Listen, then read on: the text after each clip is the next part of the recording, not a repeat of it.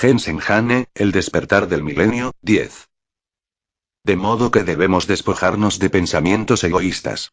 Si sentimos apego por nuestro cuerpo físico, si sentimos apego por este concepto basado en la dualidad que llamamos vida, si estamos apegados a ese caparazón de personalidad que cubre al observador infinito que llevamos en el núcleo más auténtico y profundo de nuestro ser, no podremos fluir con 104. Hane Gensen El despertar del milenio. La corriente.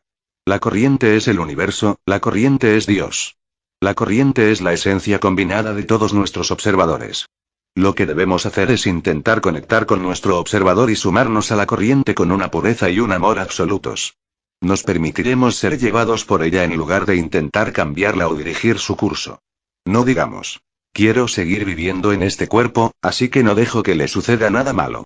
Este sentimiento estúpido está formado por dualidades. Nosotros no somos nuestro cuerpo, somos la corriente. Debemos identificarnos con el flujo, no con las rocas. Si la corriente quiere separarte de tu cuerpo, fluye con ella sin oponer resistencia. Y, del mismo modo, no hay cosas malas que nos sucedan. Cuando el cuerpo está enfermo, aparece la fiebre. ¿Esa fiebre es algo malo? Tal sería el juicio simple de un niño. Un médico sabe que una fiebre es la manera que tiene el cuerpo de acabar con los organismos que lo amenazan. El tejido de la vida debe curarse a sí mismo. La corriente debe curarse a sí misma. Debemos entregarnos a la curación con absoluto amor. Si luchamos contra la curación, nos portamos como niños que se resisten al médico que quiere ponerles una inyección. Si la curación requiere hambrunas, enfermedades, terremotos o inundaciones, recibiremos de buen grado la curación porque nos identificamos con la corriente, con el modelo, y debemos concentrar todas nuestras energías conjuntas en fomentar que la corriente se cure a sí misma, recurriendo a todos los medios que sean necesarios. Por extraño que resultase, Daocheth sentía la energía de la que Sagarabata hablaba. No la energía de la corriente o del universo, lo que sentía era la concentración de la multitud que lo rodeaba. Mirase donde mirase, solo veía rostros relajados con esa especial mirada vacía que indicaba reflexión interior o meditación. Algunos tenían la cabeza ligeramente inclinada hacia atrás, otros parecían marionetas caídas sin nadie que manejara los hilos. Otros tenían sutiles expresiones de gozo y había otros cuyo rostro no reflejaba nada. Sin embargo, nadie estaba asustado. Sí, de vez en cuando veía algún temblor aquí y allá entre la multitud, como el movimiento espasmódico de un músculo largo tiempo agarrotado, pero aquello no era una repetición de lo sucedido en Santa Pelagia. Este acto no estaba marcado por el pánico ni por la histeria colectiva. Al observar los rostros inexpresivos, Daocheth no se sintió aliviado. A decir verdad, esa nueva realidad, aquel énfasis en la curación, le parecía, y no sabía por qué, aún peor. Somos uno con la corriente. La corriente necesita nuestra energía y nuestra curación. Entregamos a la corriente toda nuestra energía para curar. Fluimos con el curso de la corriente y contribuimos a su rápido transcurrir, vaya donde vaya. Daocheth empezó a aproximarse al estrado. Otra occidental, una mujer que se encontraba unos metros delante de él, fue llevada hasta el gurú y este le tendió algo. Daocheth advirtió que él no tenía un cántaro de agua para ofrecerle y que, como la mujer, era un extraño en aquel entorno. ¿Y si también lo llevaban a él hasta el estrado?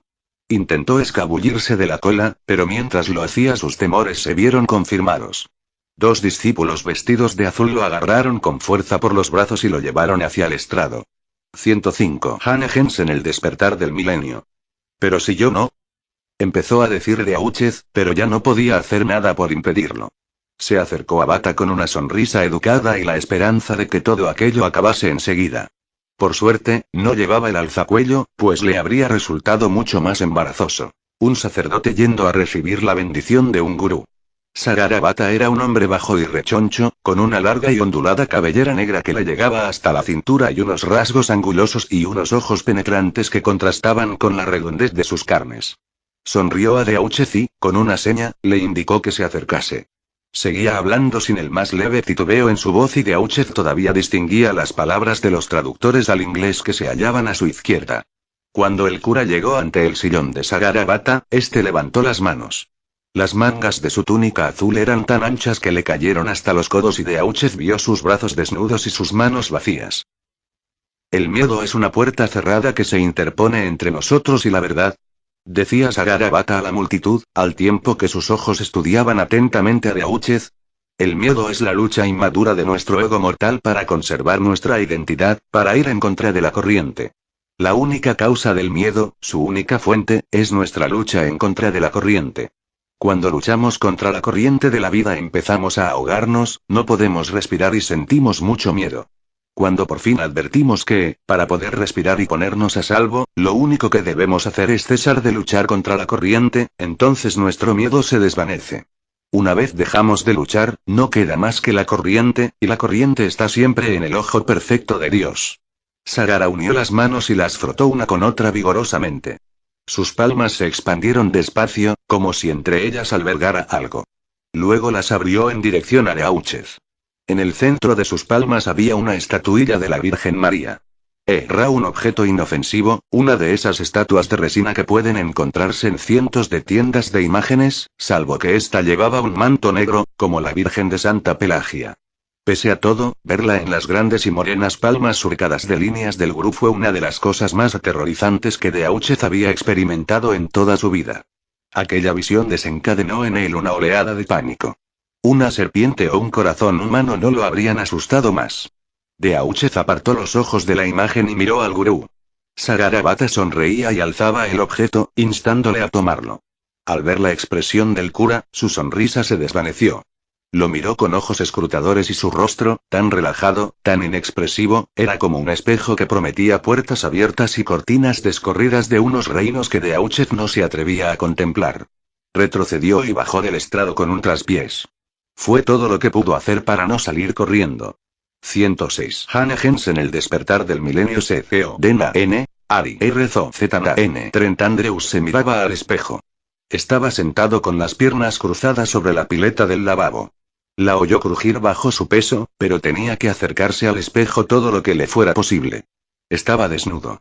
En su rostro se veía la barba de la semana que llevaba sin afeitarse, y le gustaba. Creía que necesitaba dejarse barba. Le parecía adecuada. ¿Qué otra cosa necesitaba para llegar al lugar a donde iba, para convertirse en lo que se estaba convirtiendo? Trent se preguntó en qué se estaba convirtiendo. Tal vez el espejo se lo diría. Fuera ya había 6.000 personas. Sabía que algunas de ellas eran personajes excéntricos, que iban a cualquier lado donde soplaran brisas espirituales. Y otras que ni siquiera creían.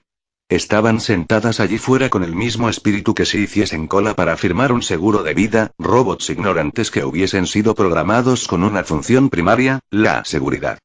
Sin embargo, nada de eso cambiaba el hecho de que eran 6.000 los que coreaban su nombre. No muy fuerte, pero sin cesar. Andrews, Andrews, Andrews, y él se sintió absorbido por el torbellino de voces. Pensó que necesitaba ayuda.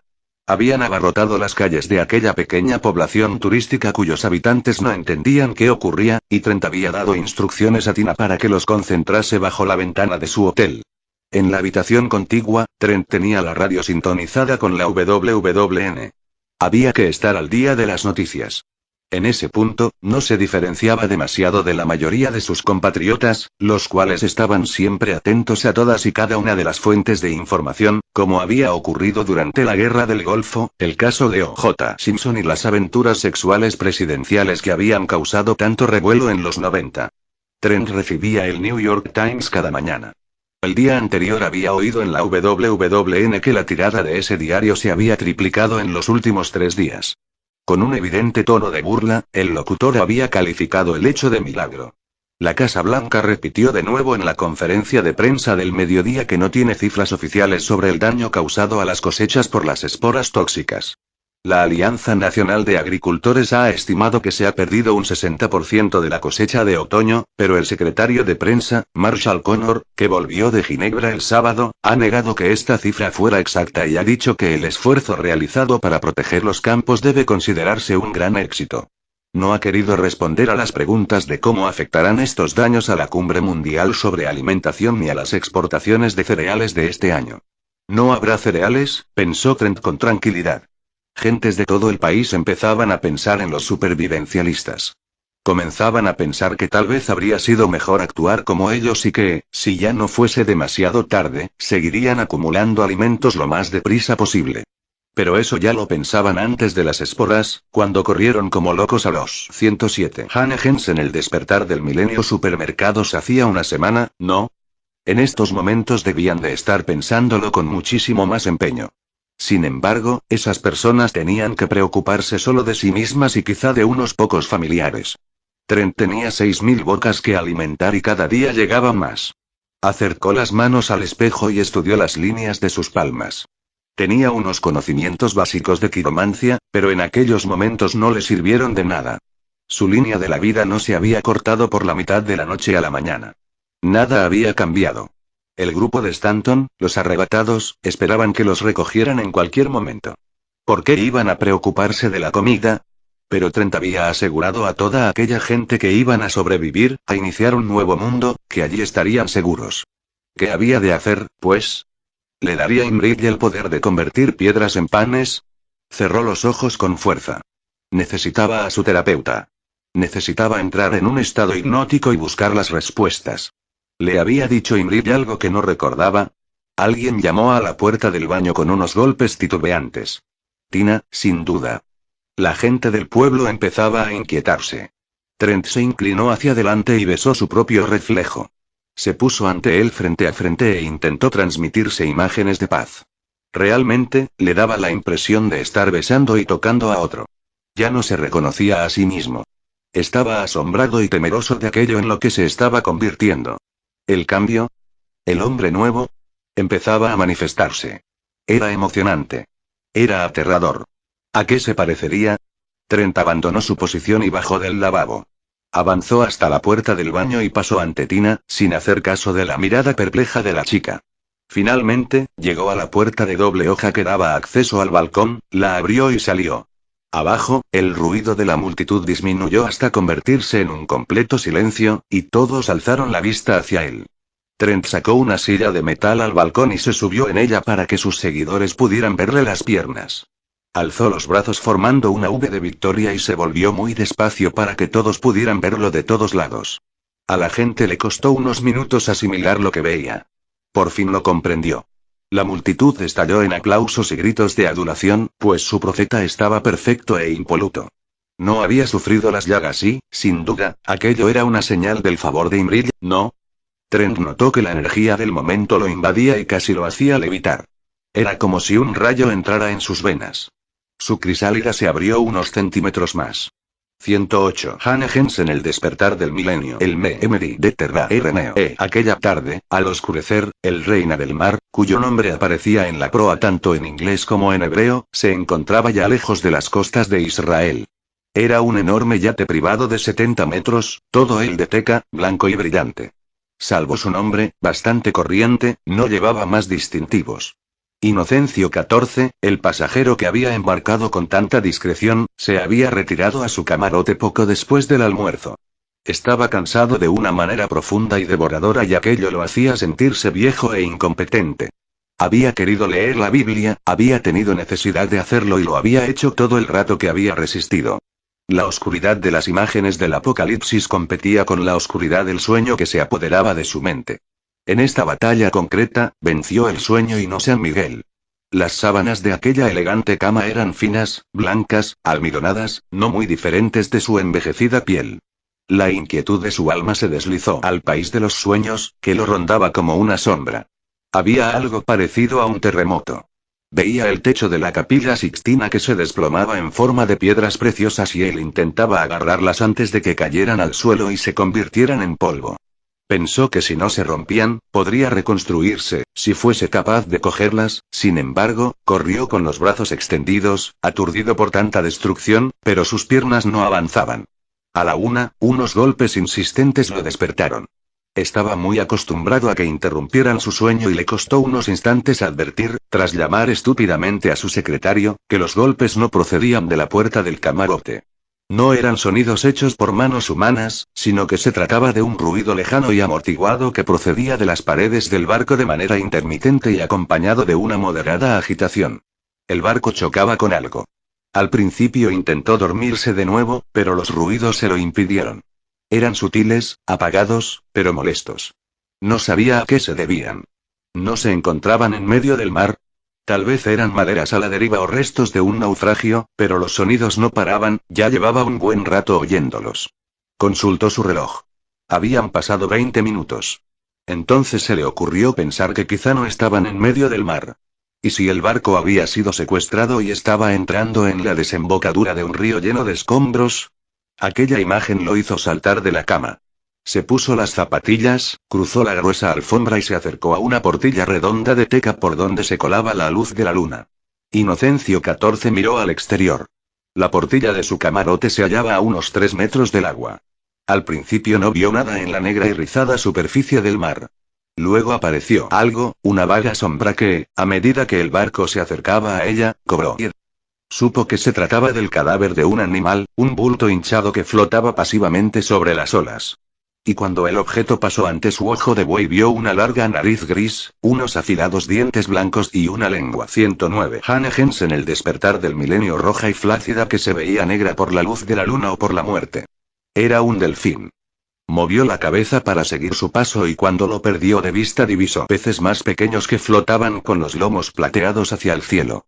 En el otro lado del barco se oyó un golpe sordo que indicaba que el barco había chocado con una masa más grande. Se puso su brillante bata roja, se metió un rosario en el bolsillo como cualquier hombre de la calle habría hecho con sus llaves y corrió hacia cubierta. La tenue luz en el puente de mando recortaba las siluetas de las gorras de los oficiales y de los galones de sus uniformes. Seguro que el capitán Handus, que lo había escoltado a bordo, se encontraba allí arriba, pero la cubierta de popa estaba vacía y el papa no necesitaba compañía. No necesitaba preguntarle a Handus qué era aquello y cuándo y dónde había comenzado porque en el fondo de su corazón sabía perfectamente lo que ocurría. Se dirigió a la barandilla para ver el mar como Moisés mirando desde el Sinaí. Llevaba el rosario en la mano aun cuando no recordaba en qué momento lo había sacado del bolsillo. Sus ojos tardaron unos minutos en adaptarse a la oscuridad. La luna llenaba el mar de reflejos brillantes. Podía ver muy a lo lejos, pero no con claridad. Supo que en las rizadas olas donde no resplandecía la luna había formas oscuras en la superficie del agua que absorbían la luz en vez de reflejarla. Hacia el horizonte se veían muchas manchas negras. Y, junto al barco, los cadáveres flotaban como picatostes podridos en salmuera. Antes de dormir se había leído las palabras y, en esos momentos, no necesitó recurrir a su Biblia para recordarlas. Las recitó en un susurro. Y el segundo ángel tocó la trompeta, y fue como si un gran monte ardiendo en fuego hubiera sido lanzado al mar. Y la tercera parte del mar se convirtió en sangre, y murió la tercera parte de las criaturas que vivían en el mar, y la tercera parte de las naves fueron destruidas. Virgen María, Madre de Dios, ten piedad de nosotros. Gritó en tono lastimoso y se arrodilló ante la barandilla del barco como si se tratase de su altar. La única respuesta que obtuvo fue el chapoteo del agua contra el barco y el sonido apagado en la quilla al chocar con otro cadáver. 7. Día 9. Allahabad, de India. Allahabad era la ciudad donde confluían el Ganges y el Yamuña, dos de los ríos más sagrados de India. Por esta razón, era punto de destino de numerosos peregrinajes y albergaba, además, una sociedad especialmente 110. Hannah Jensen, el despertar del milenio, frecuentada por yogis ascetas, llamados sadhus, hombres santos de la religión hindú. El campamento de los sadhus estaba situado en la cima plana de una yerma montaña. Beauchet pensó que aquel debía de ser, normalmente, un lugar aislado, pero en aquellos instantes hileras de peregrinos subían y bajaban de la montaña y llevaban a rastras cabras, ovejas que balaban o aves de corral. Caminaban silenciosos o murmuraban plegarias en voz baja. Tenían los rostros hinchados y los ojos inexpresivos. Se hallaban en el reino de Cali. El propietario de la pensión donde Beauchet se había alojado le había recomendado que no subiera a la montaña. Había contado al cura que se encontraban al final de un ciclo de 25.000 años. Se hallaban en el Kali Yuga, la era de Kali, la diosa del tiempo y, por ello, de la muerte y la destrucción. Señaló una imagen en la pared en la que se veía una divinidad femenina de color negro, con la boca abierta, llena de colmillos ensangrentados. Llevaba un collar hecho con diminutas cabezas humanas y sus 4 manos blandían una espada, un dogal, una calavera llena de sangre y varias cabezas cortadas, respectivamente. Los sadhus decían que había llegado el final del Kali Yuga y que la diosa Kali vendría a recoger su sangrienta cosecha. Morirían tantas personas que el ciclo de la reencarnación se rompería durante miles de años. Kali devoraría las almas menos evolucionadas y las destruiría para siempre. La gente que se había congregado en lo alto de la montaña rendía culto a Kali con la esperanza de aplacarla y evitar ese destino. Los templos de Kali no eran lugar para extranjeros. Beauchet hizo caso omiso del dueño de la pensión. Lo que el sacerdote buscaba era algo específico. Si pasaba revista a todos los encuentros que había tenido hasta el momento con los profetas de Santa Pelagia, no encontraba nada tangible donde poner el dedo y, sin embargo, había algo que no dejaba de mordisquearle la conciencia, como una voz que todavía hablase demasiado bajo, no la oyera y solo captase su aliento en el oído. El cuerpo de San Francisco Javier, el encuentro con Sagarabata. ¿Acaso era que había empezado a ver? Junto a él, en la lenta y empinada ascensión a la cumbre, se encontraba Chitra, el hijo adolescente del hostelero, que tenía la misión de acompañar a aquel estúpido occidental que no quería escuchar los buenos consejos y hacerle de traductor. Chitra, como heredero del establecimiento de su padre, hablaba un buen inglés y Deauchez agradeció sus servicios. Era poco probable que los sadhus hablaran una lengua que Deauchez comprendiese. Al llegar a la cumbre de la montaña, Chitra se detuvo y agarró del brazo a Deauchez. Lo que vieron habría helado la sangre al guerrero más valiente. La amplia y polvorienta meseta estaba atestada de gente.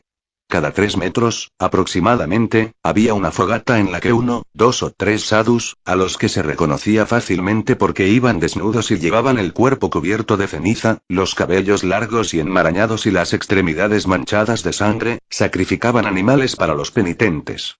La meseta estaba llena de sangre y de vísceras. Los peregrinos mojaban los extremos de los saris o de sus pañuelos en la sangre. Y alrededor de esos fuegos, a 111 Hanegens en el despertar del milenio, menudo cayendo en ellos o tropezando con la gente que los rodeaba, había fieles en estado de trance. No eran sadhus, sino hombres y mujeres que, untados con la sangre de los sacrificios, entraban en comunión directa con Kali. Algunos sufrían violentas convulsiones, con los ojos en blanco, mientras que otros daban vueltas sobre sí mismos, ajenos al hecho de que no había espacio para hacerlo. Y los sadhus que no sacrificaban animales se dedicaban a actos de automortificación que Deauchez encontró repugnantes. Uno colgaba de unos clavos hundidos en la espalda. Otro se sostenía sobre la cabeza, pero ésta estaba enterrada en el asfixiante polvo. Un tercero se pasaba una y otra vez una antorcha ardiendo por la piel. Otro se perforaba las mejillas y la lengua con unos largos pinchos de hierro. Era una escena digna de El Bosco. Nunca había visto esto, murmuró Chitra con voz temblorosa. No es como el culto de Vishnu. Deauchez pensó que no, que era como el culto de Santa Pelagia. ¿Sabes cuál de ellos es Disamagiri? No, pero... El chico levantó el brazo y señaló. En el centro de la planicie, casi oculto por la multitud, había un árbol solitario. Deauchez no reconoció la especie. Su corteza era lisa, de color gris, y sus abundantes y retorcidas ramas no tenían hojas. No era demasiado alto, tal vez medía unos 7 metros. En las ramas había 3 sadhus, 2 de ellos en las ramas superiores y otro en una más baja. Este tercer sadhu quedaba casi oculto por la hilera de personas que se acercaba a él y le besaba los pies, los cuales se veían sucios e hinchados. Sí, 3 sadhus habían ido a Santa Pelagia. Tisamagiri y 2 más. Tenía que tratarse de aquellos 3. Los yogis de los árboles no eran conscientes de lo que ocurría a su alrededor. Tenían los ojos casi cerrados y de ellos solo se vislumbraba una fina línea de color blanco entre sus párpados. Creo que tienes razón, pero no parece demasiado comunicativo, ¿verdad? ¿Quiere hablar con él? El chico lo miró como si pensase que solo un idiota querría hablar con gente como aquella o imaginar que pudiera hablarse en un sitio como aquel.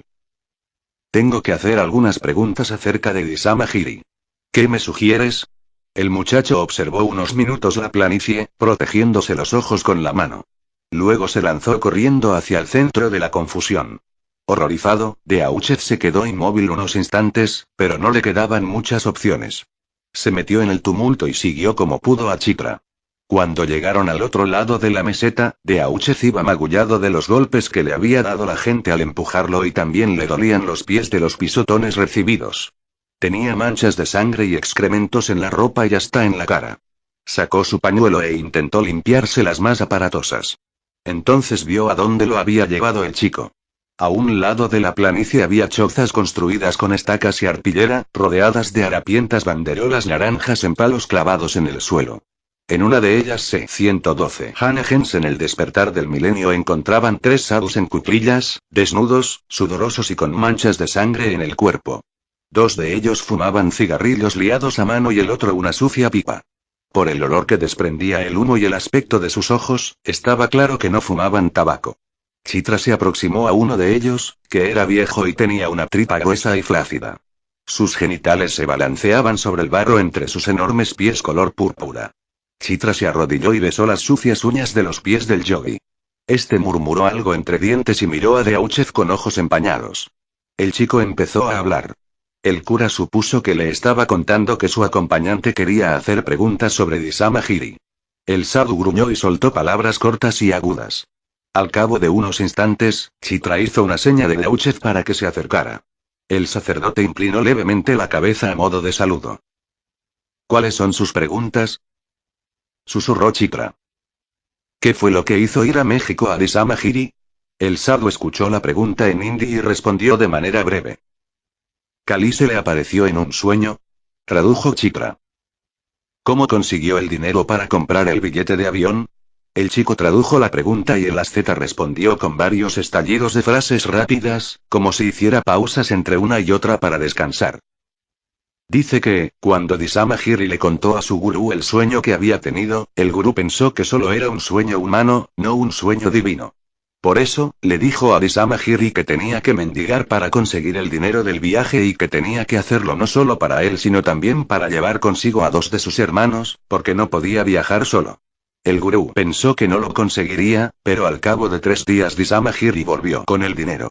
Entonces su gurú supo que había sido un sueño divino y le dio permiso para ir con los otros 2. Deauchev sintió una presión en el pecho. Justo igual que los demás, que habían sido llamados a Santa Pelagia. Antes de tener ese sueño, ¿Disamagiri había fumado de eso? ¿De chilang?, preguntó Chitra, al tiempo que señalaba la pipa. Deauchev asintió y el chico hizo la pregunta, pero el sadhu se limitó a mirarlo con aire compasivo. Pregúntale si recuerda que ocurriera algo raro cuando Disamagiri tuvo ese sueño. El muchacho habló largo tiempo con el yogi. Al parecer, le resultaba difícil hacerle comprender la pregunta. Deauchev no estaba seguro de que el propio Chitra la hubiese entendido. No ocurrió nada. Fue, como todos los días. Se encontraban en el festival, en la ciudad, como todo el mundo. ¿Qué festival? La Mela. Vienen sadhus de todas partes, y también gente de todo tipo. La Mela es un festival hindú. ¿Y eso, no es raro? En Allahabad, no. ¿Y le ocurrió algo a Disamagiri durante el festival? 113. Hane Gens en el despertar del milenio. El muchacho hizo un gesto dubitativo, pero, finalmente, se volvió hacia el viejo y le tradujo la pregunta. El sadhu se quedó unos instantes pensativo y luego sacudió la cabeza con el ceño fruncido. Entonces, uno de sus compañeros intervino en la conversación. Los 2 sadhus discutieron un rato y dio la impresión de que el más joven de ambos evocaba algo en la memoria del viejo. Este dio una palmada al suelo con una mano sucia y ensangrentada, como si hubiera tenido una revelación. Tras una sonrisa de asentimiento, se dirigió a Chitra con entusiasmo. El chico se quedó impresionado. ¿Lo atropelló un camión? Tradujo para Deauchev. ¿Qué? El viejo seguía hablando. Disamagiri y otros sadhu fueron atropellados por un camión que se dio a la fuga. Los recogió una ambulancia y los llevó al hospital. El sadhu más joven intervino de nuevo en la conversación. Pero dice que no les hizo heridas graves. Salieron del hospital a las pocas horas. En la mente de Deauchev se movió algo. Era como un tiburón a punto de salir a la superficie. Se sentó y permaneció pensativo unos instantes. Pregúntales por el hospital, por favor. Chitra habló de nuevo con los sadhus, que hicieron unos gestos que señalaban direcciones. Sí, lo conozco, dijo Chitra. El hospital de San Cayetano. Nueva York. Simoni contemplaba, perplejo, el monitor del ordenador y se golpeaba los dientes inferiores con la punta de un lápiz. ¿Has encontrado algo bueno?, preguntó Susan, que pasaba junto a él camino de la redacción. No lo sé. El email era del cura, el padre de Deauchev, el que se había cabreado tanto con él en el aeropuerto. O había cambiado de idea o intentaba, de manera intencionada, encaminarlo hacia pistas falsas. ¿Podía ser tan manipulador? Era una posibilidad. Al fin y al cabo, trabajaba para el Vaticano, pensó ella con sarcasmo. Deauchev afirma que se nos ha pasado por alto un profeta, uno de aquí, en River City. Will Puma, de Washington. El estado, no la capital federal. Es un nativo americano que dirige una especie de centro de chamanismo y supervivencialismo radical llamado Puma Camp. ¿Y cómo se nos puede haber escapado? Preguntó Susan, que se había detenido tras la silla del reportero. 114. Hannah Jensen, el despertar del milenio. ¿Por qué tal vez ese tipo huya de los periodistas? Y porque nos hemos dedicado a buscar en el extranjero, sobre todo. Todo es posible. Después de la reunión, llamaré a nuestro corresponsal en Seattle, dijo Susan, que se disponía a marcharse. No, replicó ella, en tono pensativo. Quiero decir, sí. Sí, que investigue a ese tipo, pero que no mande a nadie al campamento. Es posible que vaya yo mismo. ¿En serio?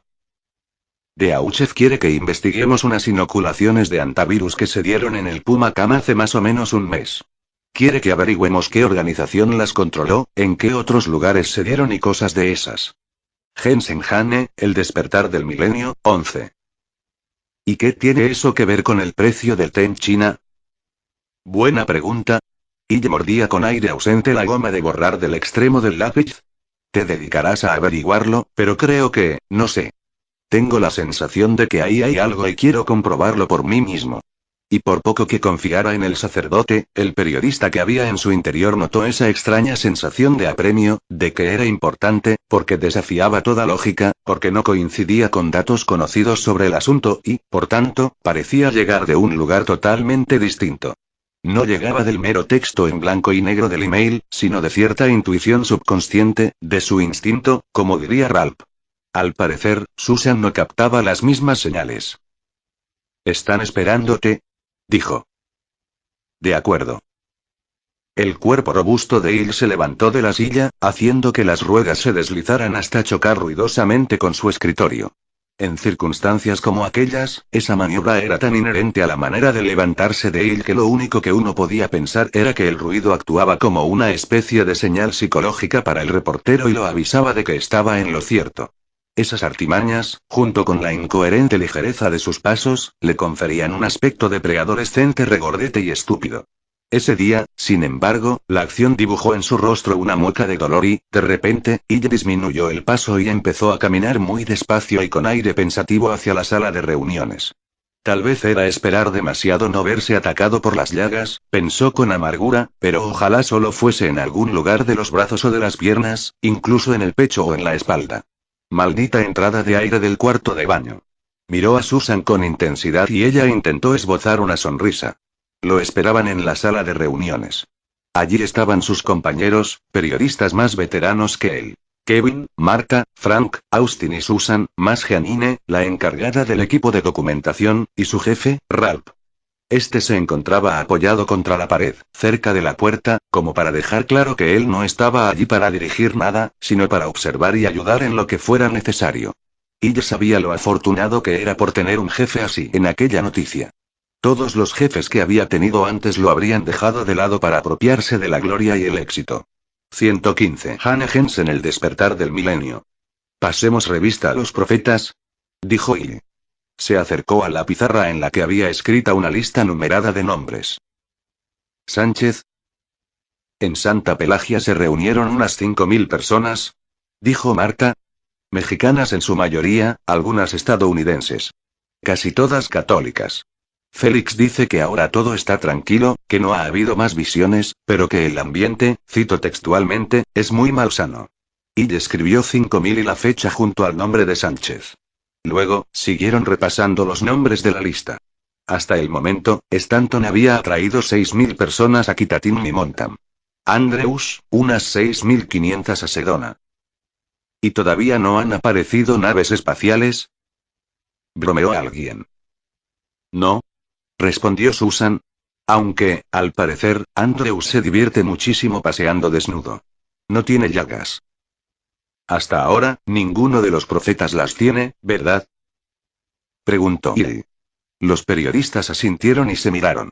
Cuando captaron la extrañeza de aquel hecho, el ambiente de la sala se cargó de solemnidad. ¿Abeet sigue pronunciando el mismo sermón cada noche?, dijo Illy. Harlem está bajo un fuerte control policial, pero no ha habido más algaradas.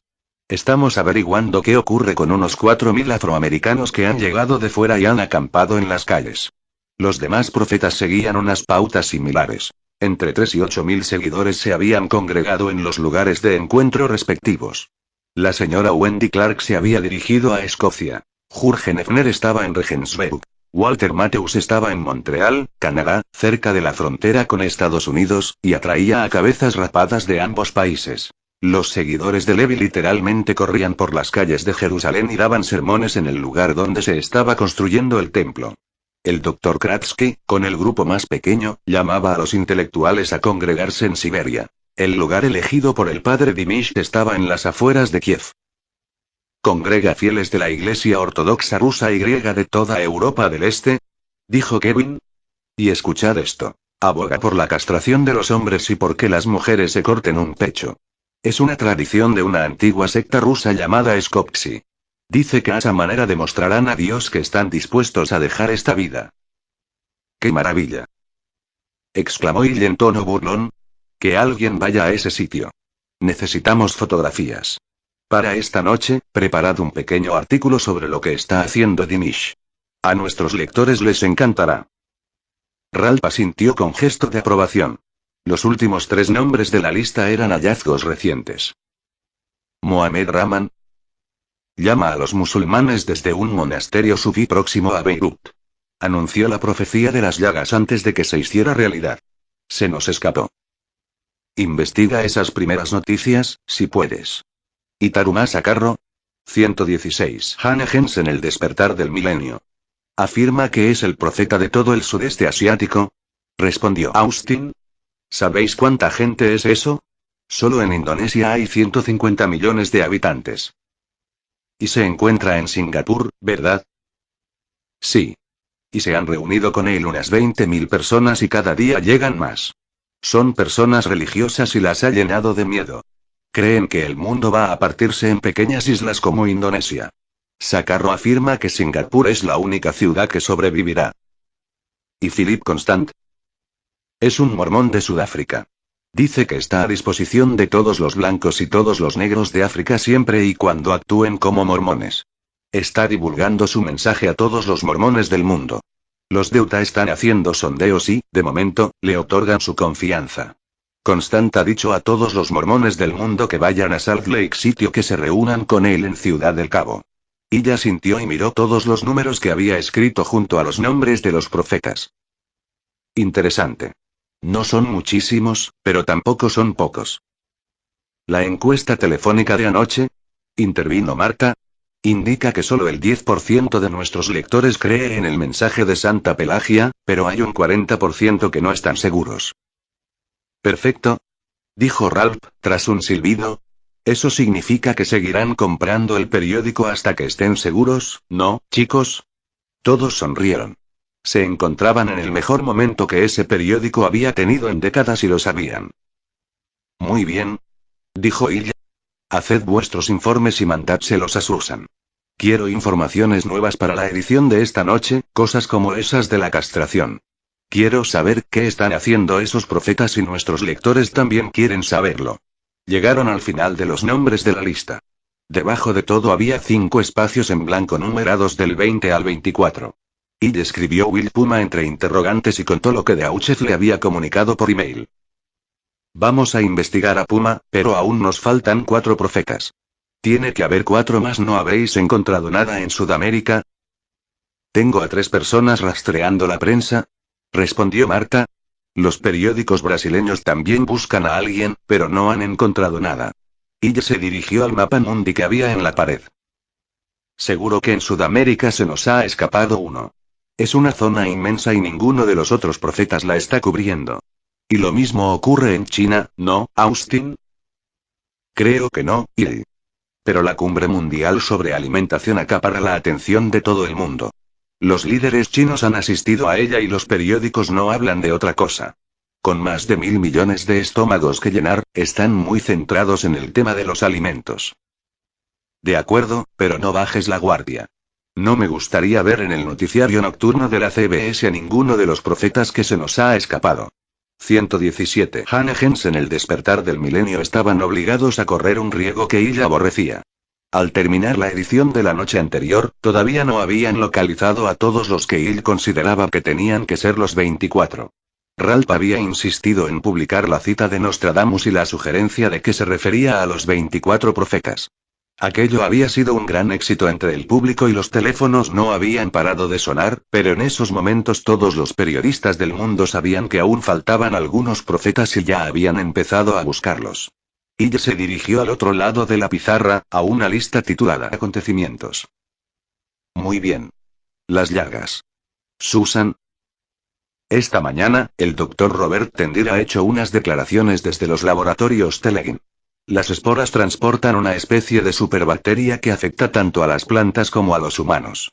Produce enzimas que provocan la descomposición de los tejidos celulares. En las plantas son como manchas de podredumbre, pero afecta a los humanos más que el estreptococo. Y sus efectos son muy rápidos. Se transmiten por contacto, como algunos de nosotros sabemos. Arqueó una ceja mirando a ella.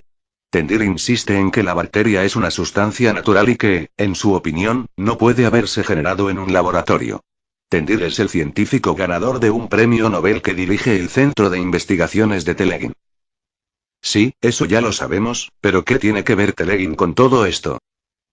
Al parecer, decidieron hacer los test porque cuentan con el equipo adecuado para hacerlos. Es el primer informe serio que he visto. También la Agencia de Protección del Medio Ambiente dice que el 90% de las esporas han desaparecido, según los test del aire que han realizado. Quedan unas pocas flotando, pero no han llegado más. Bien, pero intenta que algún personaje público te diga que puede ocurrir de nuevo en cualquier momento. Aunque solo sea para mantener elevada la tensión sanguínea de los lectores. ¿De acuerdo? Asintió Susan, al tiempo que tomaba nota. Además, hay áreas que no se han visto afectadas en absoluto. Groenlandia, Siberia y algunas zonas de las montañas rocosas. Ella se golpeó los dientes con el lápiz. Quiero una lista de todos los lugares que no se han visto afectados, y cuando digo todos, quiero decir todos. Me gustaría que alguien como Stanton explicara eso. Frank, ¿alguna noticia nueva sobre los daños a las cosechas? Todas las fuentes coinciden en afirmar que ha quedado destruida la mitad de las cosechas de este año, pese a que Washington lo desmienta. Europa, la Federación Rusa y casi toda Asia se han visto muy afectadas. Y todas las fuentes coinciden en que hubo 10 horas críticas. Se calcula que en el resto del mundo se ha perdido entre un 60 y un 80% de las cosechas. Dios. ¿Y para cuándo está previsto el anuncio oficial por parte de Washington? Para esta noche, en Ginebra, justo después de que el presidente pronuncie su discurso en la cumbre. 118. Hannah Jensen, el despertar del milenio. Mantente informado de ello. Todos los presentes palidecieron ante lo que implicaba lo que acababan de oír. Y respiró hondo e intentó no pensar en la comida, que era uno de sus placeres favoritos. Se acercó a las palabras marea roja, escritas en la lista de acontecimientos. Kevin. Háblanos de la marea roja. Kevin hojeó sus notas y se inclinó hacia adelante, en su habitual pose de machito, con las rodillas separadas. Anoche, el reverendo Stanton dijo una y otra vez en su programa que la marea roja era la segunda señal. Esta mañana, Yoshiko Tanomaru ha dicho lo mismo, intervino Austin. Pero la noticia de la marea se divulgó en Estados Unidos a última hora de ayer y, de momento, en la prensa nadie la ha relacionado con Santa Pelagia. No, todavía no, dijo Ilya, con vehemencia. Esta noche daremos esta noticia, pero lo haremos a lo grande. Tenemos muchas imágenes, ¿verdad? Ralph asintió. Bien.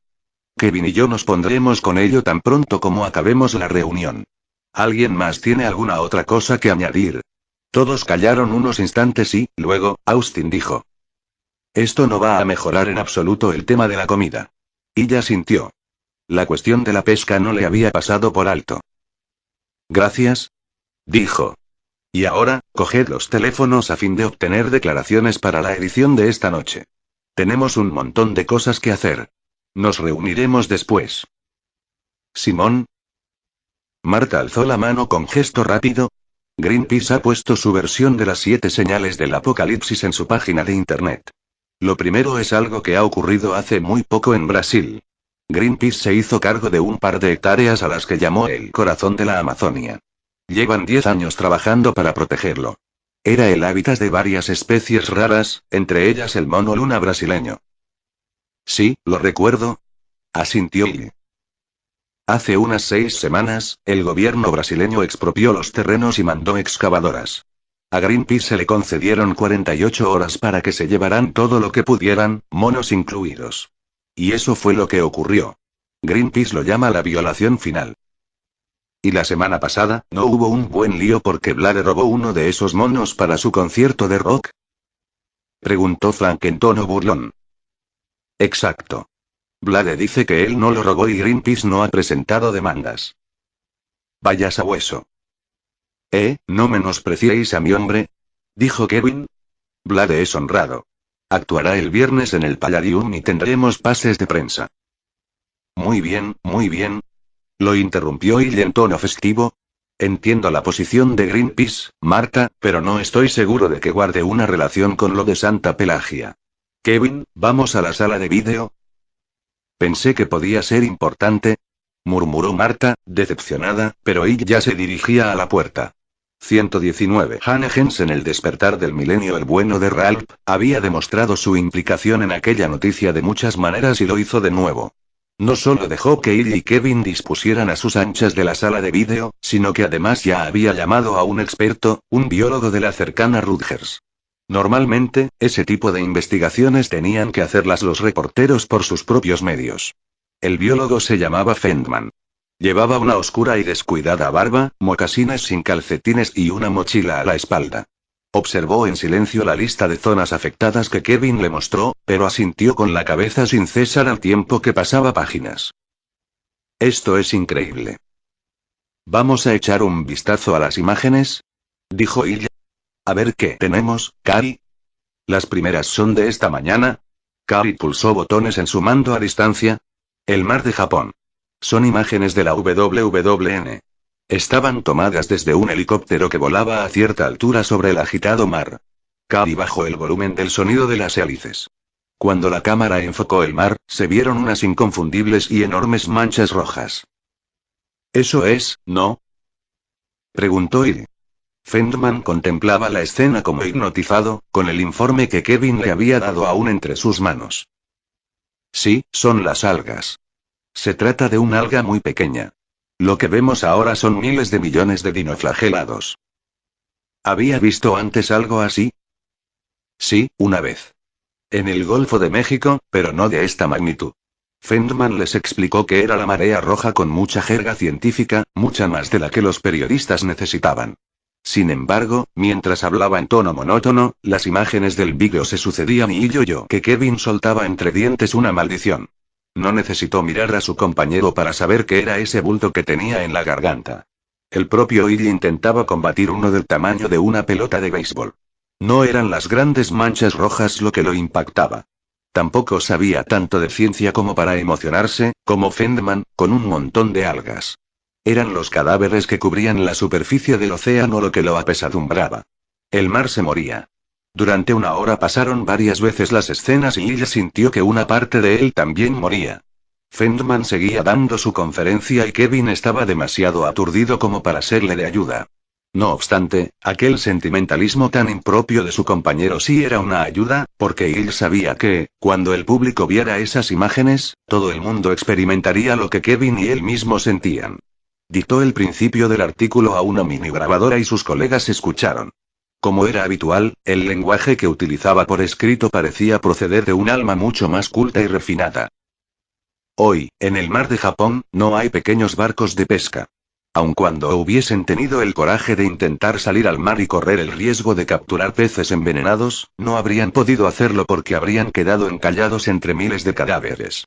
Como la peste bubónica que 120 Hannah Jensen. El despertar del milenio asoló Europa en el siglo XIV, los animales marinos se han visto afectados por una plaga. Sin embargo, no es un virus lo que se ha cobrado tantas vidas, sino un diminuto dinoflagelado, un tipo de alga que produce toxinas que afectan al sistema nervioso.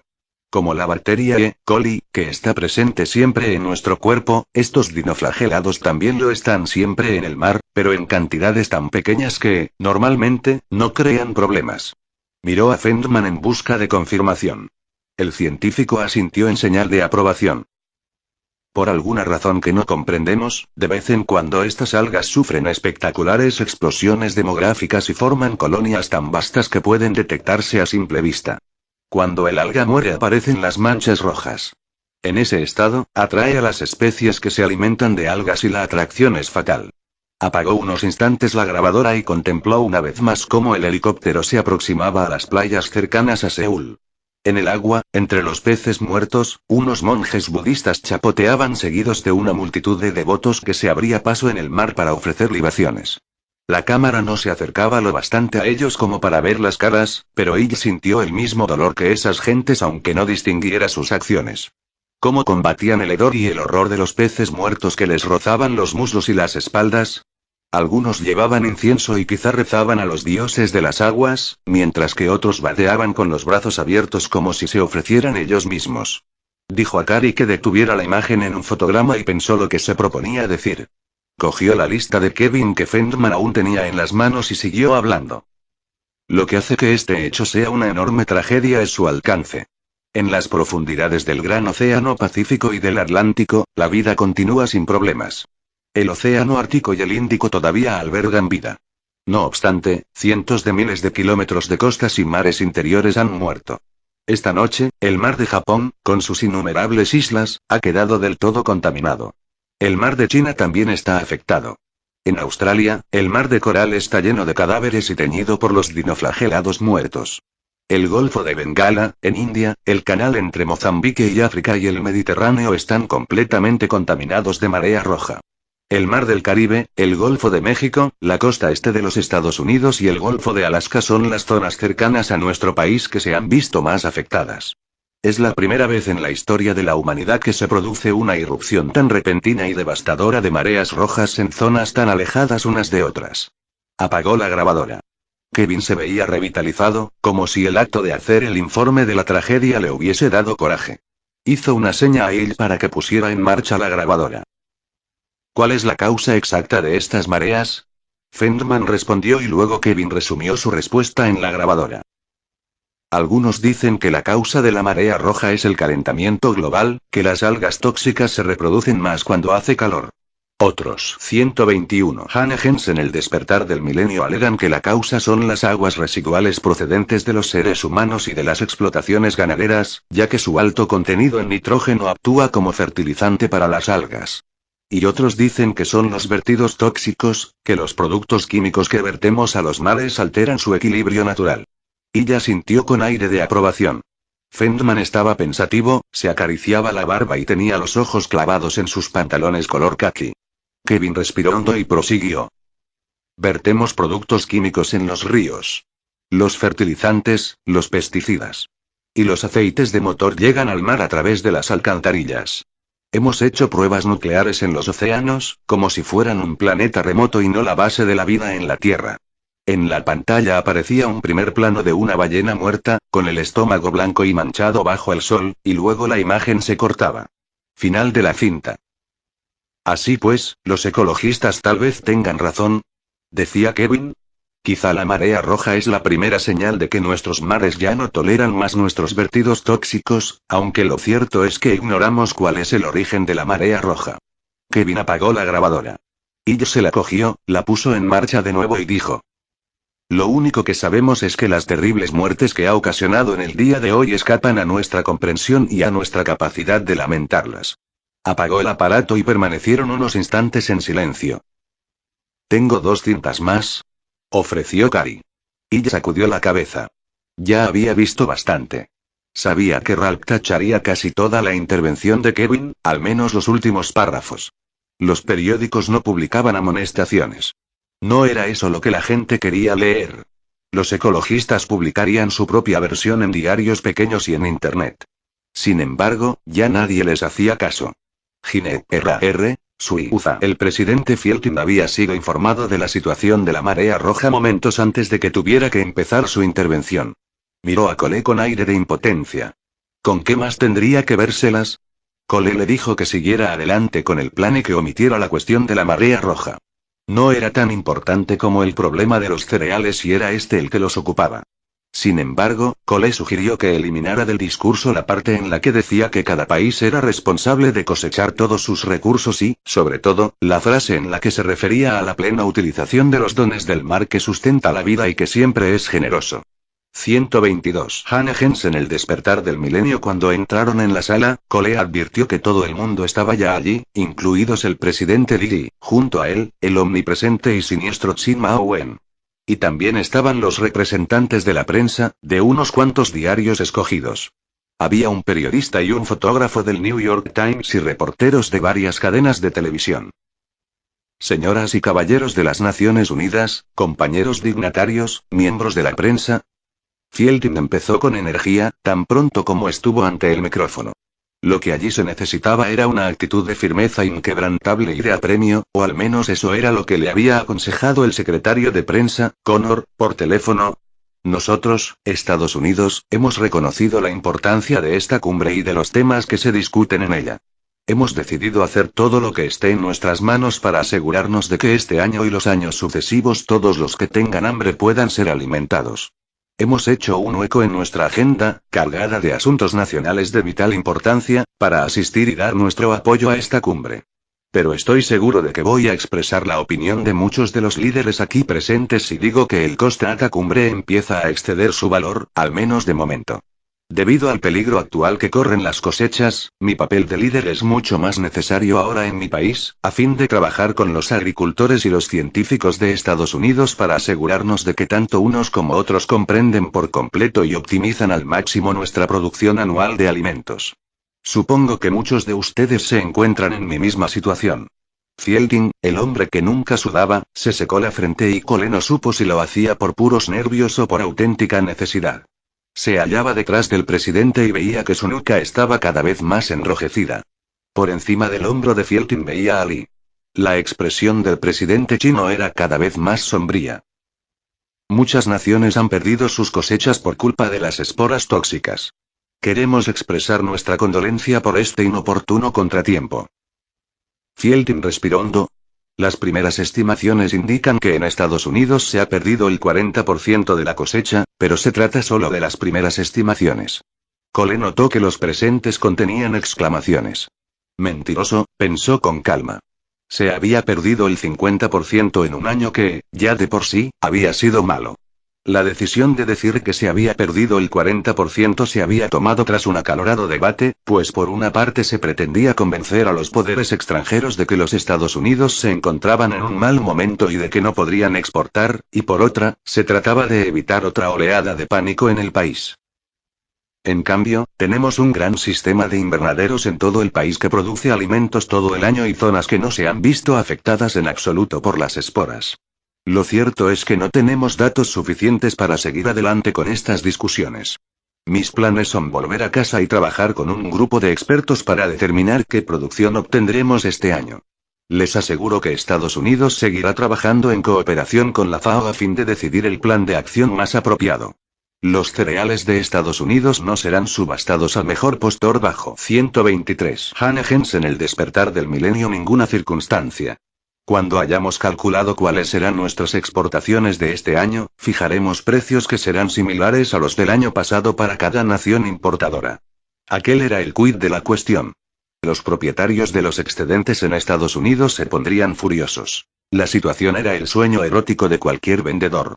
Pero las Naciones Unidas habían escuchado con mucha atención la propuesta de China y nadie sabía cuánto más había empeorado la situación por culpa de las esporas.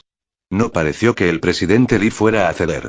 Cruzó los brazos con fuerza sobre el pecho, con los labios apretados y los ojos llenos de odio. Junto a él, la expresión del monje era tan inescrutable como siempre. Mar RMMD Deter RANMOE. El reina del mar se dirigía a Atenas. En su camarote, Inocencio XIV daba los últimos toques al discurso que iba a pronunciar al día siguiente, después de haber hablado con el padre de Auchez una vez más. Mientras leía el borrador, su pluma temblaba sobre la página, igual que había temblado todo él al escribirlo, con las palabras que le salían a trompicones y la mente dividida entre el instinto religioso y la precaución política. Cuanto lo había confundido el retraso de aquel viaje, en Roma lo necesitaban desesperadamente. El viaje por mar no era nunca rápido, pero el barco tenía que ir aún más despacio debido a las masas de peces muertos. Sin embargo, sabía que Dios lo había puesto allí por algo, y sabía que era ese algo. Tenía que ser testigo presencial de aquella señal y lo era. Era un auténtico prisionero en medio de ella. Estaba allí para que sus ojos vieran la realidad y el alcance de lo sucedido, para que su nariz captase el hedor de muerte y putrefacción que llegaba a bordo con la más leve brisa y que se olía incluso en el interior de la nave, con las puertas cerradas. Había sido testigo de ello. Lo entendía en su alma de una manera que jamás habría comprendido si no lo hubiese vivido, si se lo hubieran contado. Había llegado el momento de volver a casa. Tomaría un avión de Atenas a Roma. Su secretario le había dicho que su avión privado estaría a punto y algunos de sus cardenales predilectos se hallaban en Atenas esperándolo para tener una reunión antes del vuelo, tal como él había solicitado. Suspiró y dejó de lado el discurso. Ya no podía elaborarlo más, y entregó el borrador a su secretario para que lo mecanografiara. La luz solar y el azul del cielo lo llamaban a asomarse a la ventana, pero era una ilusión. Allí fuera había un cementerio y ya había visto bastante. Abrió su Biblia y leyó el libro de Job. Se encontraba leyendo cuando, a 20 millas del puerto, el mundo físico que lo rodeaba se desmoronó. Primero oyó el ruido, como un cañonazo fuerte aunque amortiguado en la proa del barco. Al instante siguiente, todo ardió en llamas. 124. Hanne Jensen. El despertar del milenio murió rápidamente en la explosión, pero no de una manera instantánea. La terrible conflagración tardó unos segundos en cobrarse su vida, el tiempo suficiente para que se recuperara de la brutal conmoción y de lo incomprensible de la misma, el tiempo suficiente para pensar con coherencia. Me han matado. Y sí, lo habían hecho. 125. Hanne Jensen. El despertar del milenio. Acto y rojo. Y mientras tanto aparecerá una plaga tan grande que las 2/3 partes del mundo perecerán y se descompondrán.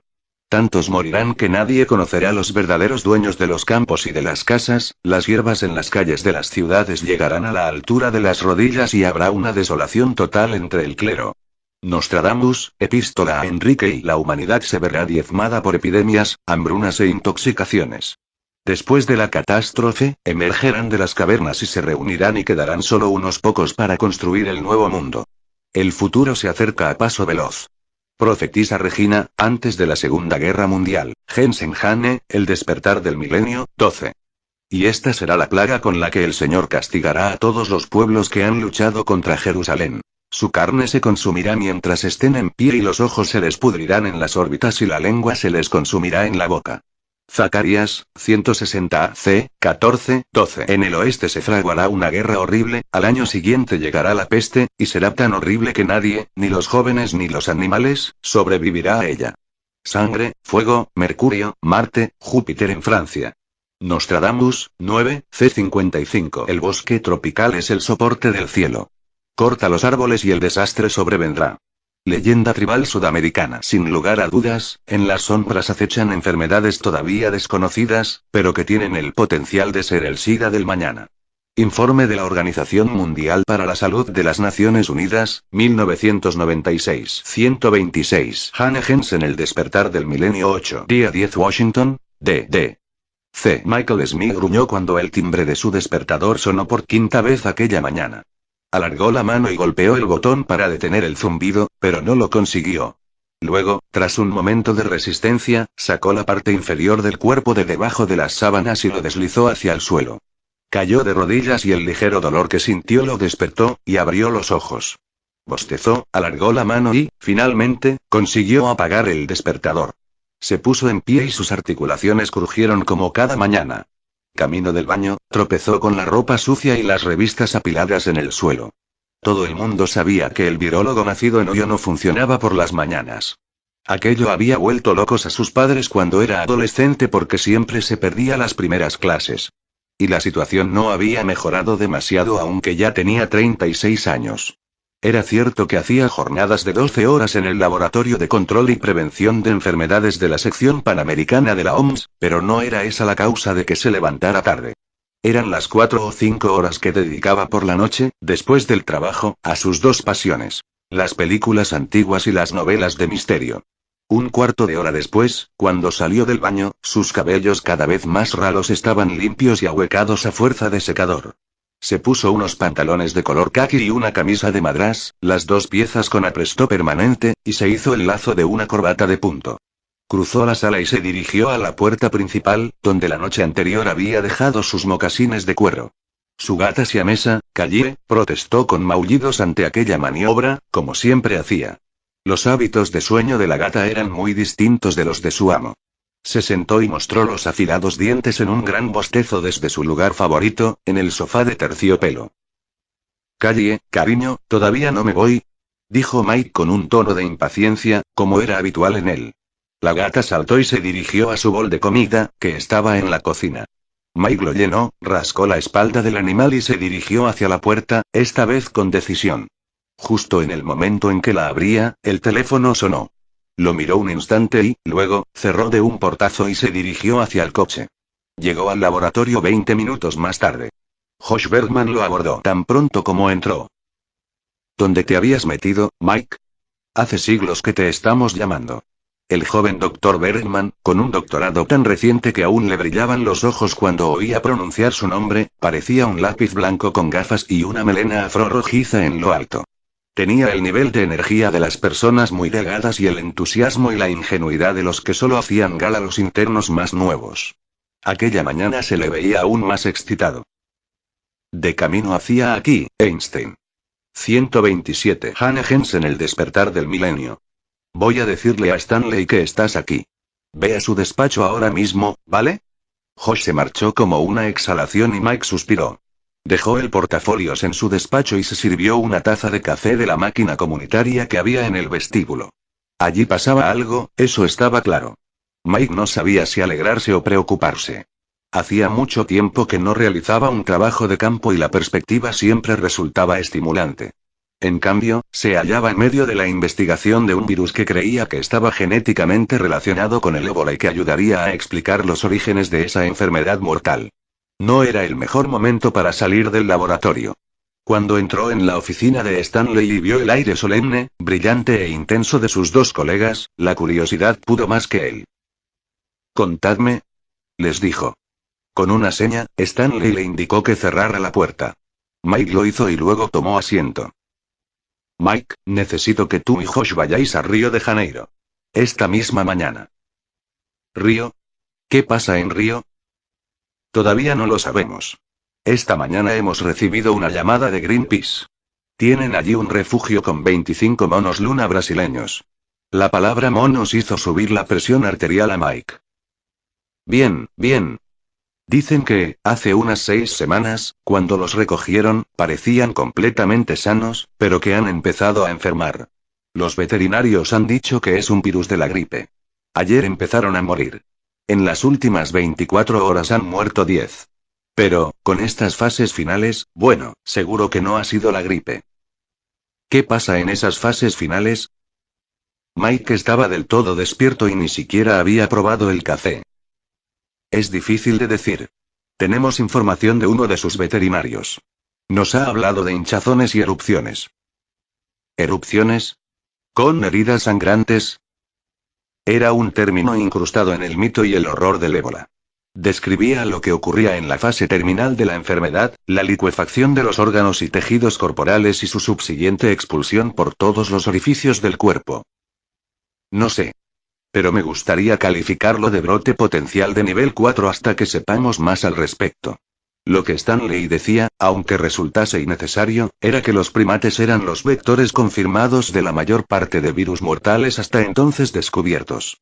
En aquel instante, había 25 monos de una raza que nunca antes había estado en contacto con el hombre y que sufrían una enfermedad infecciosa.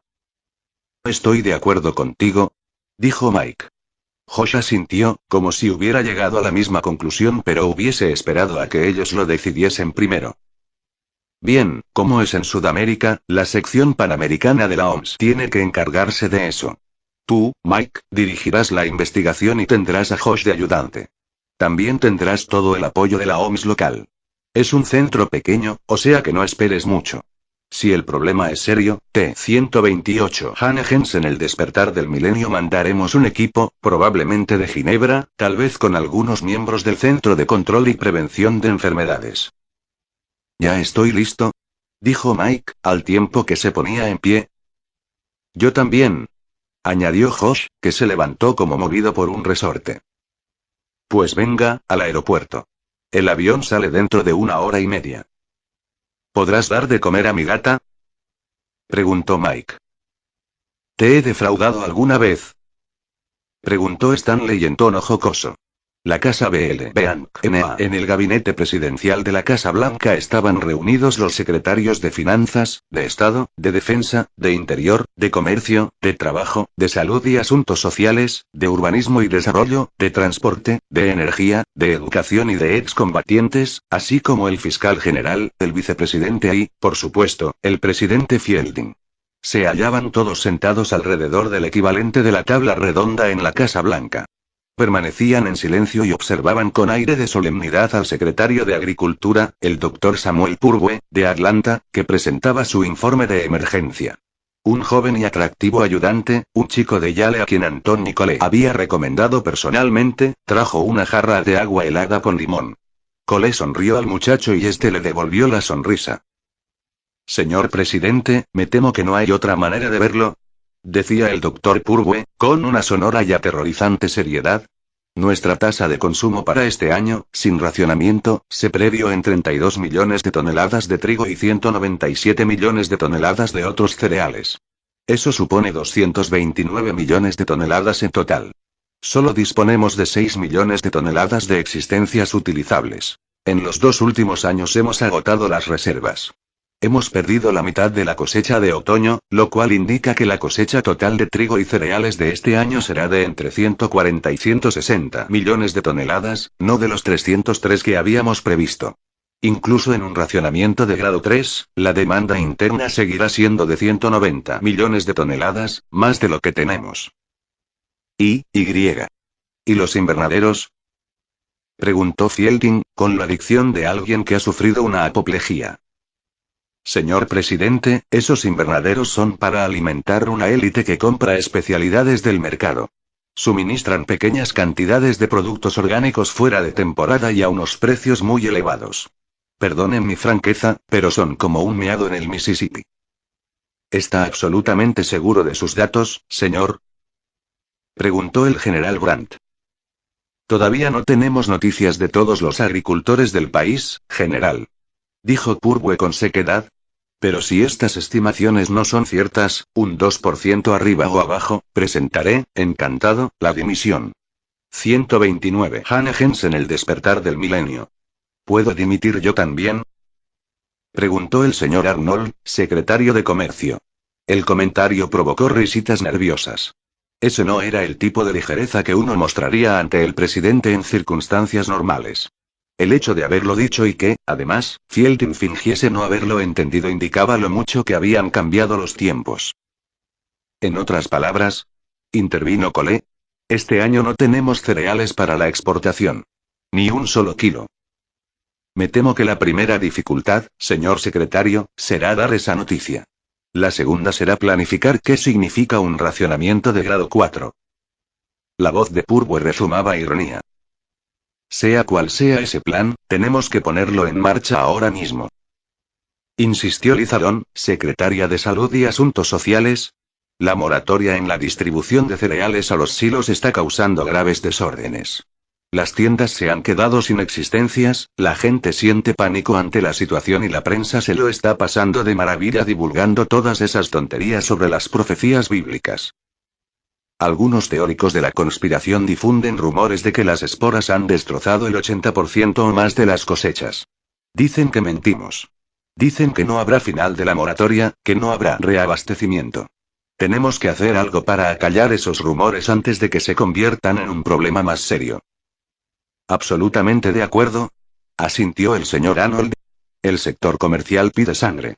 Si no pueden transportar cereales, no pueden hacer dinero. Esto se está convirtiendo en una catástrofe económica. Creo que estamos de acuerdo en que, en las próximas 48 horas, debe entrar en vigor un plan de racionamiento, dijo el doctor Purwe en voz alta. En este estado de cosas, creo que a nuestros ciudadanos los tranquilizará ver que tomamos decisiones, aunque eso signifique que tengan que sacrificarse. Todos los que estaban sentados a la mesa asintieron excepto Fielding. Era como si su mente estuviese muy lejos. He estado pensando en eso, dijo Purwe. Como ustedes saben, el grado 3 divide los alimentos en categorías y asigna a cada ciudadano cierta cantidad de cada categoría. Esa cantidad es la menor que todavía cubre las recomendaciones alimentarias mínimas de la FRA, por lo que es evidente que no podemos reducirla más, aunque eso es lo que debemos hacer. Nadie dijo nada. Se les veía demasiado cansados y conmocionados como para proponer ideas. Me gustaría hacer una sugerencia, prosiguió Purwe, aunque sé que al señor Arnold no va a gustarle nada. Lo cierto es que muchos de los productos de nuestras listas tienen muy poco valor nutritivo o no tienen ninguno en absoluto.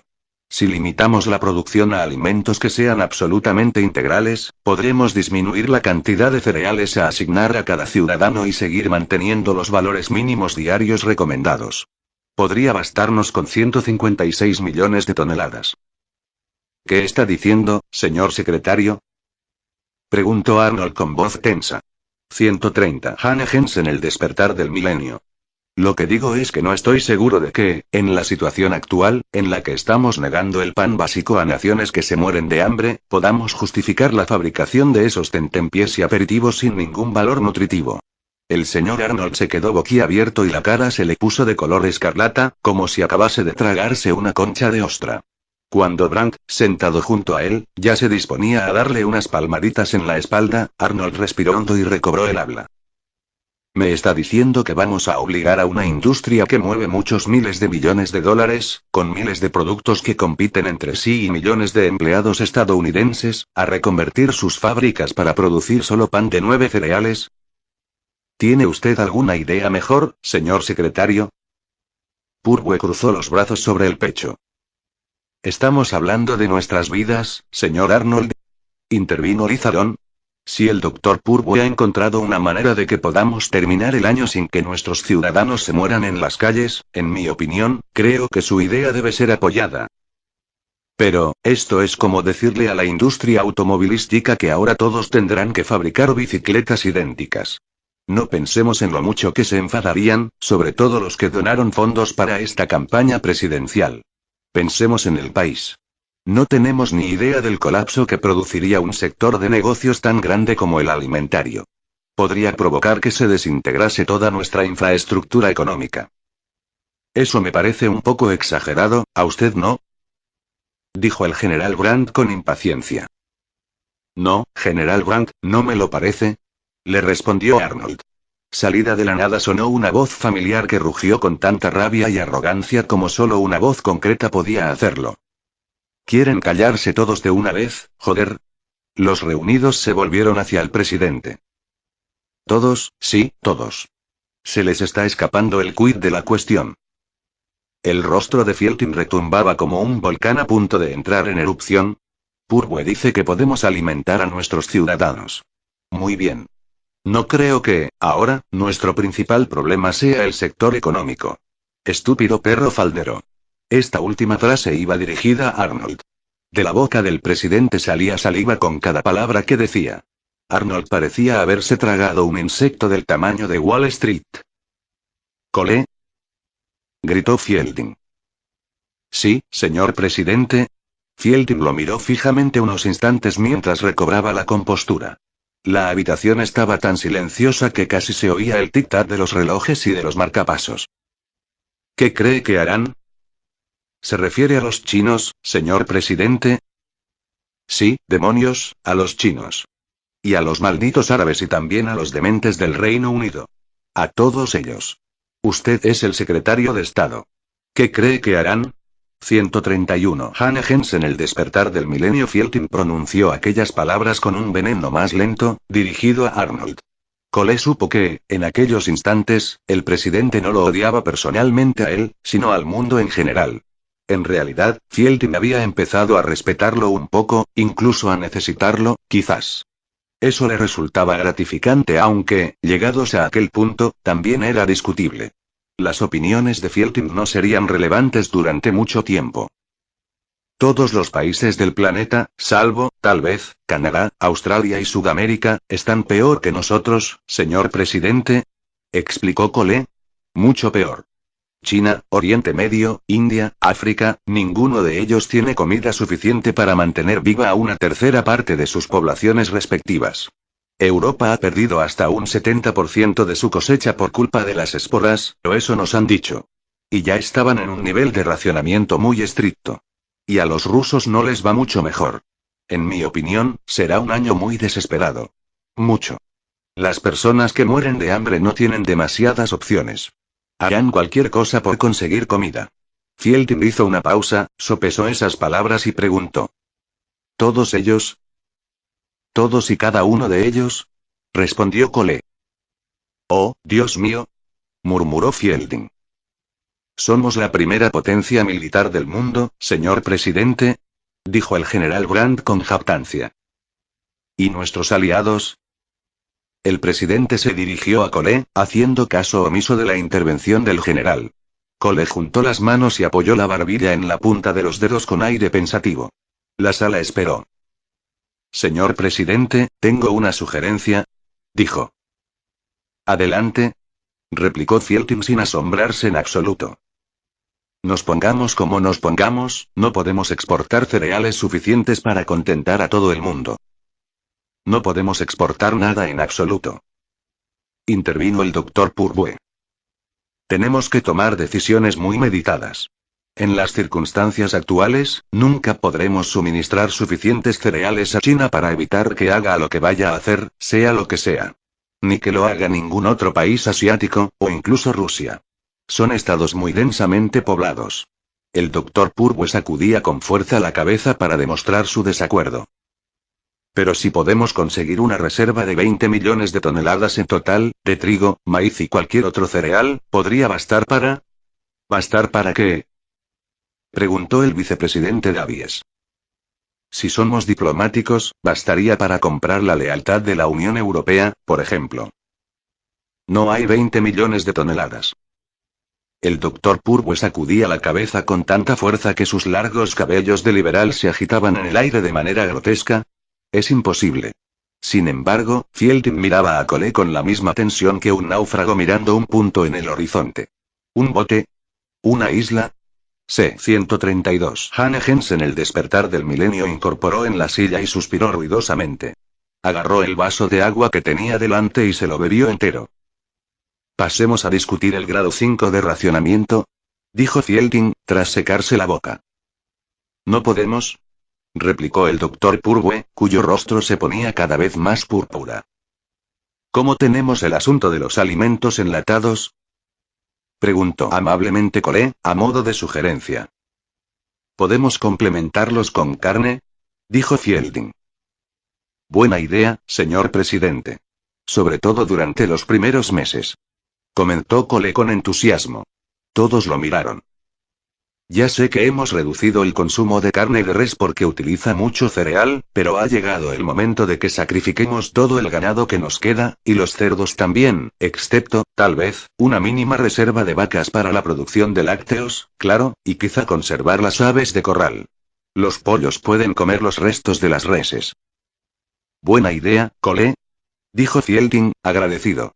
El señor Arnold hundió la cabeza entre las manos y empezó a llorar. Allá Bede, India. El padre de Auchet salió del hospital de San Cayetano. Era mediodía y el sol caía de lleno. Caminó unos metros y notó que las piernas le temblaban. Intentó seguir adelante, puesto que la pensión se encontraba a unas 10 manzanas de distancia, pero no pudo. Se le nubló la visión y sus rodillas amenazaban con doblarse. A pocos pasos vio unas sillas de mimbre y unas mesas bajo la lona apedazada de una casa de comidas. Llegó hasta allí, se dejó caer en una de las sillas, puso la bolsa del ordenador entre las piernas y hundió la cabeza en las manos, a la espera de que se le pasara el aturdimiento. Unos instantes después, se percató de la voz molesta del camarero que parecía llegar de muy lejos. Consiguió alzar la cabeza y pedir un nimbú, zumo de lima con soda. Cuando tomó la bebida, el azúcar y el sabor ácido de la lima, así como la sombra bajo la que se había resguardado, lo ayudaron a poner en orden sus sentidos. El mareo había pasado. ¿Había sido por culpa del calor? ¿O de la mezcla de olores astringentes y fétidos del hospital? ¿La visión de vendajes manchados de sangre y de pus quizás?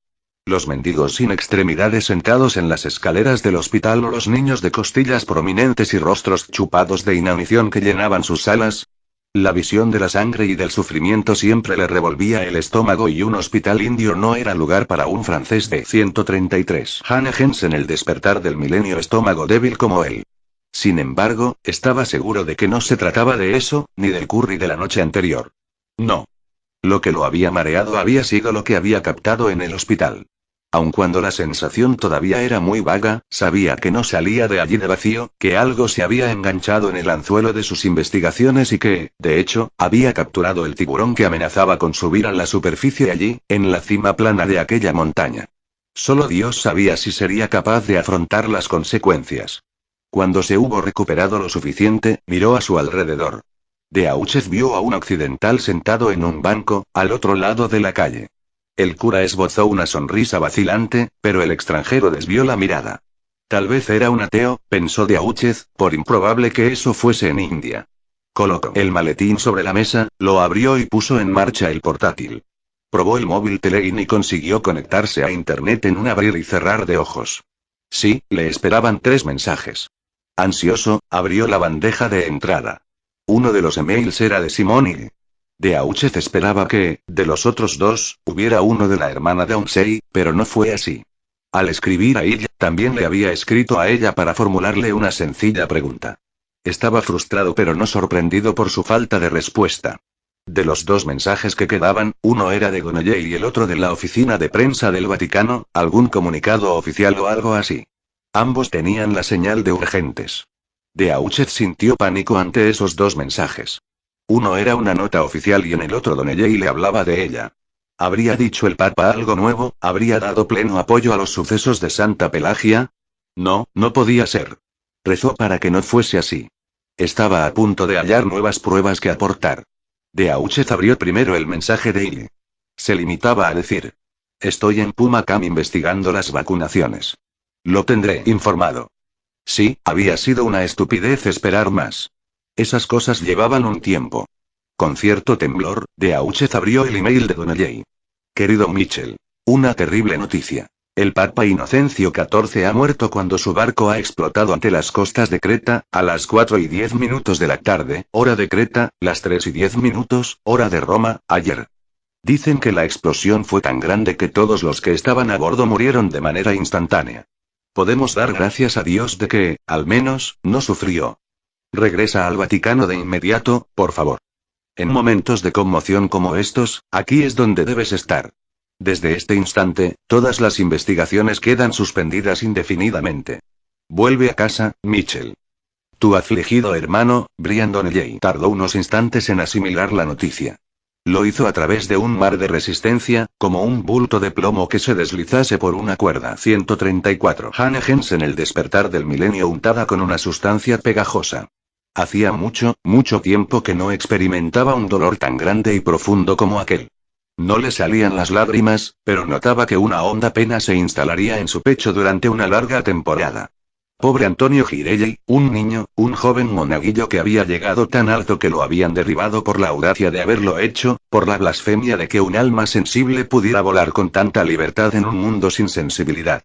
Sin embargo, en el mismo momento en que Beauchet pensó en ello vio que lo estaba idealizando. El Papa Inocencio XIV había sido sensible, había sido un buen hombre, un gran hombre, pero también un político. Sin lugar a dudas era un mártir, pero no un santo. Sin embargo, había sido amigo de Beauchet, ¿no? Casi como una figura paterna. Y era el Papa. Alguien había matado al Papa. ¿Quién? Y, por el amor de Dios, ¿por qué alguien había querido matarlo? ¿Y por qué en esos momentos? Dentro de su mente, Beauchet tenía un mensaje para el Papa, una pequeña chispa que quería transmitirle. Tal vez era solo una consideración o quizás algo más. Había averiguado unas cuantas cosas, las había averiguado para el Papa. ¿Quién se haría cargo de aquellas averiguaciones? Beauchet cerró los ojos y presionó los párpados con los dedos. Después, dio un trago a su refresco. Fijó la mirada en el monitor y suspiró bajo el peso de aquel inmenso dolor. Vuelve a casa, Mitchell. Miró esa frase durante mucho tiempo, con las palabras recibidas de Gonoyé centelleando en la pantalla. Las investigaciones quedan suspendidas indefinidamente. Vuelve a casa, Mitchell. Antes de pensar demasiado en esa decisión, movió el ratón sobre la barra del menú y pulsó borrar. El email desapareció. También borró el mensaje de la oficina de prensa del Vaticano sin abrirlo siquiera. Sabía que se trataba del anuncio oficial de la muerte del Papa. Tras haber eliminado ambos mensajes, tenía la boca seca y los nervios alterados por aquella insólita insurrección. Era como si, en aquel momento, no supiera que el Papa había muerto. Él no había recibido nada. En cambio, Donnelly tenía razón en una cosa. Había llegado el momento de marcharse de India. Empezó a hacer reservas de vuelos en su portátil, pero se detuvo. La agencia era del Vaticano, así como su tarjeta de crédito. ¿Estaba paranoico? No, en absoluto, pero el Papa había muerto, y él había planeado desobedecer una orden directa. Detuvo un taxi, con un sentimiento de idiotez y subversión, pidió que lo llevara al Swiss Bank de la ciudad. Allí sacaría fondos de su cuenta corriente de Roma y compraría un billete en el aeropuerto. No tenía ninguna intención de volver a casa. 135. Hannah Jensen. El despertar del milenio. Lago Gelarx. Capu. PR. Alex. ETRD. Washington. Simone no esperaba que el estado de Washington fuera tan seco y caluroso. ¿No decían que allí siempre llovía? ¿O eso solo ocurría en Seattle? Había alquilado un coche con aire acondicionado y al llegar a la oficina de Will Puma estaba bañado en sudor. Era una de las muchas cabañas que había en el extremo opuesto de una calzada circular sin asfaltar que recorría el campamento. Las puertas y ventanas estaban abiertas para que entrara la brisa. En el interior no había nadie, salvo una hermosa chica india americana que estaba sentada ante el escritorio y hablaba por teléfono. Ella no esperaba encontrar un sitio así. La saludó con la cabeza y ella sonrió. No, está bien. Pero mañana vendrán más. Con hacerlo el lunes bastará, creo que ahora ya somos unos 7000. Con timidez, ella se acercó a las estanterías y empezó a leer los títulos. Había muy poca cosa. O no dedicaban mucha atención a ello o una reciente oleada de compradores había acabado con casi todas las existencias. De Puma solo había un libro, El viaje chamánico, que destacaba con su portada de brillantes colores en una estantería vacía. Y lo cogió. Bien, si no nos queda otro remedio, decía la belleza por teléfono. Will Puma quiere que le deje claro que no estamos dispuestos a que esto se repita cada semana. Seguro que ustedes tampoco. Muy bien, gracias. La chica colgó el teléfono con un gesto de irritación, se puso en pie y se desperezó. ¿Puedo servirle en algo? Ella se giró un poco más deprisa de lo debido y lo pagó con una punzada de dolor en la parte inferior del cuerpo. Se dirigió con paso zambo y gesto de dolor hacia el escritorio. Hola, soy Simone Hill, del New York Times. Se cambió el libro a la mano izquierda y le tendió la derecha. Oh. El rostro de la muchacha se iluminó cuando le estrechó la mano. Finalmente nos ha encontrado, señor Hill. ¿Han leído el Times? Por supuesto. Es el único diario que sabe realmente lo que está ocurriendo. Vaya, gracias. Ella se sintió absurdamente halagado. Pero creo que ustedes me llevan ventaja. Me llamo Danza Sagrada. ¿En serio? ¡Qué nombre tan bonito! Pero, ustedes tendrían que haberme avisado. Will Puma dice que hemos hecho lo que los espíritus nos pidieron. No había ninguna necesidad de que nuestro mensaje llegase a todo el mundo. Nuestra misión es otra. ¿Cuál es su misión? Ella sintió una oleada de codicia periodística. ¿Cree que es uno de los 24? Will Puma sabe que los espíritus le hablaron. Sabe que también hablaron a otros. Además de eso, probablemente diría que las etiquetas que ponen ustedes, los periodistas, no le interesan en absoluto. Eso es casi como una cita literal. ¿Lo conoce muy bien? 136. Hannah Jensen. El despertar del milenio. Lo conozco. ¿Y no estará por aquí, por casualidad? Y cambió el peso de su cuerpo de una pierna a la otra. Sus ojos escudriñaron la sala en busca de la puerta a una oficina interior, un busca o un intercomunicador. No vio nada. Sí, pero está muy ocupado. Dijo Danza Sagrada con aquel terrible aire de irritación. No creo que quiera recibirlo. Me dio instrucciones muy estrictas acerca de los periodistas. Todos los que vengan se irán con una circular que acaba de imprimir. No tiene nada más que decir al respecto. Sacó una hoja del cajón de su escritorio y se